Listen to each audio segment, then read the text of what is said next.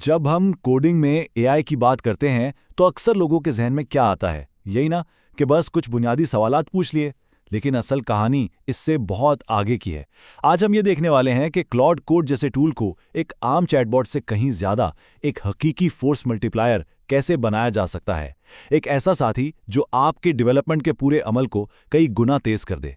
और देखें, ये बात सिर्फ मैं नहीं कह रहा। एक सीनियर सॉफ्टवेयर इंजीनियर मेडी जोंग कहती हैं कि ज्यादातर डेवलपर्स एआई को बस गूगल सर्च का एक बेहतर वर्जन समझकर इस्तेमाल कर रहे हैं। और सच पूछें तो यही सबसे बड़ा मसला है। एआई की असल ताकत इससे कहीं ज्यादा है। तो सवाल ये उठता है कि इसकी पूरी सलाहियत को इस्तेमाल कैसे किया जाए। चलें आज इसी का जवाब ढूंढते हैं। अब ये फर्क देखें कितना वाज़ेह है। एक तरफ है एक आम चैटबॉट जो सिर्फ आपके हुक्म का इंतजार करता है। आप कुछ पूछते हैं, वो जवाब देता है, आपको कोड कॉपी पेस्ट करना पड़ता है। दूसरी तरफ है एक हकीकी फोर्स मल्टीप्लायर। ये खुद से काम शुरू करता है, आपके पूरे कोड बेस को समझता है और छोटे मोटे कोड के टुकड़े नहीं बल्कि बड़े और पेचीदा मसाइल हल करता है। हमारा मकसद आज इस दूसरे लेवल तक पहुंचना है। तो इसको समझने के लिए हमारा रोड मैप ये होगा। सबसे पहले हम देखेंगे कि ये गूगल से बेहतर क्यों है, फिर उसके ज़रूरी सेटअप पर बात करेंगे, उसके बाद कोर वर्कफ्लो को समझेंगे और आखिर में कुछ ऐसी एडवांस टेक्निक्स देखेंगे जो असल गेम चेंजर हैं। अच्छा, तो पहला कदम गूगल से आगे की सोच। आखिर इस टूल में ऐसा क्या है जो उसे एक आम सर्च इंजन या चैटबॉट से अलग बनाता है? तो यह है इसकी तारीफ। देखें, क्लॉड कोड सिर्फ एक एआई नहीं, ये एक कमांड लाइन एजेंट है। इसका मतलब क्या है? मतलब ये कि ये सिर्फ कोड लिखकर नहीं देता कि आप उसे कॉपी पेस्ट करें। नहीं, ये आपकी फाइलें पढ़ सकता है, कमांड्स चला सकता है और कोड को खुद एडिट कर सकता है, बिल्कुल एक जूनियर इंजीनियर की तरह जिसे आपने अपने सिस्टम पर बिठा दिया हो। ठीक है, अब आते हैं इस हिस्से पर जो शायद सबसे ज्यादा जरूरी है, लेकिन जिसे ज्यादातर लोग नजरअंदाज कर देते हैं, यानी उसका जरूरी सेटअप। यहीं से कामयाबी की बुनियाद रखी जाती है। तो सबसे बड़ा सवाल, जब आप ये टूल इस्तेमाल करना शुरू करते हैं तो पहला कदम क्या होता है? ज्यादातर लोग सोचते हैं कि कोई जबरदस्त सा प्रॉम्प्ट लिखना होगा, लेकिन नहीं। सबसे अहम पहला कदम कोई प्रॉम्प्ट है ही नहीं, वो है एक छोटी सी कमांड /init। इसके बगैर एआई अंधेरे में तीर चला रहा होता है। ये claude.md फाइल क्या है? इसको ऐसे समझे जैसे आप किसी नए डेवलपर को अपनी टीम में शामिल कर रहे हैं। आप उसे क्या बताएंगे? यही ना कि प्रोजेक्ट करता क्या है, अहम फाइलें कहाँ पड़ी हैं और काम करने का तरीका क्या है, यानी कौन सी कमांड्स इस्तेमाल होती हैं। ये फाइल एआई के लिए बिल्कुल वही काम करती है। अगर आप ये नहीं करते तो एआई को हर बार हर एक सवाल पर सब कुछ शुरू से सीखना पड़ता है। और यहाँ एक बहुत अहम टिप है, इस फाइल को लंबा चौड़ा नॉवेल नहीं बनाना है। इसे मुख्तसर और टू द पॉइंट रखें। मकसद यह है कि एआई को सिर्फ वो मालूमात दी जाएं जो सबसे ज्यादा अहम है। 100 से 200 लाइनें, बस, इससे ज्यादा नहीं, वरना अहम मालूमात शोर में गुम हो जाएंगी।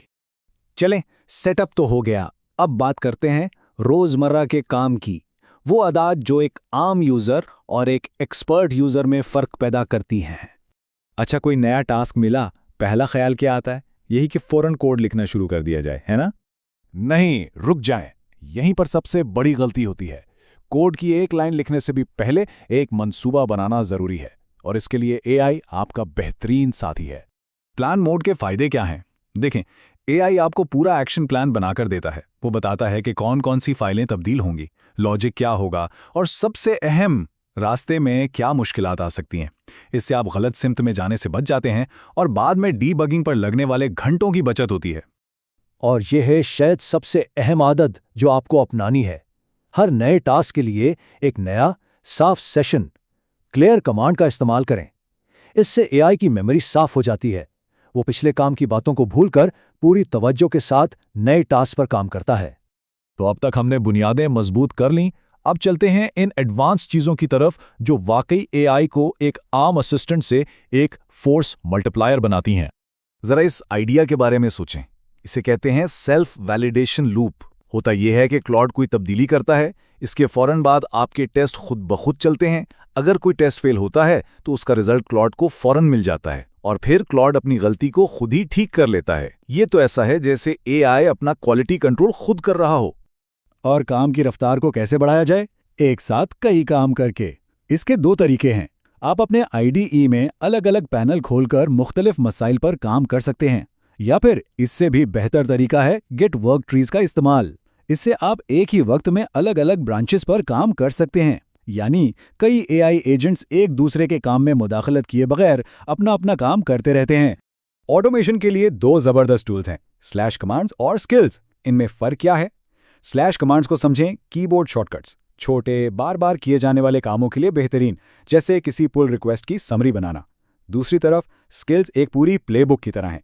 ये किसी बड़े कई मरहलों पर मुश्तमिल काम को महफूज कर लेती हैं, जैसे किसी पेचीदा रीफैक्टरिंग का पूरा प्रोसेस।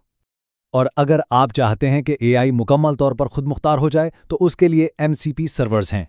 ये क्या करते हैं? ये क्लॉड को आपके दूसरे टूल्स जैसे गिटहब, स्लैक या डेटाबेस से जोड़ देते हैं।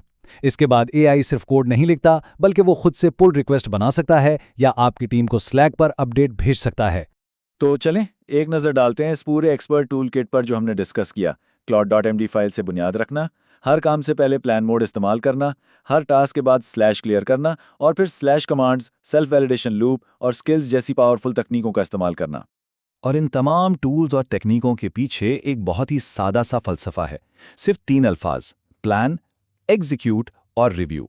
यानी मंसूबा बनाएं, उस पर अमल करें और फिर इसका जायजा लें। बस यही कामयाबी का फॉर्मूला है। तो अब जब ये सब कुछ आपने जान लिया है, सवाल यह है कि आप शुरुआत कहाँ से करेंगे? अपने काम के बारे में सोचें।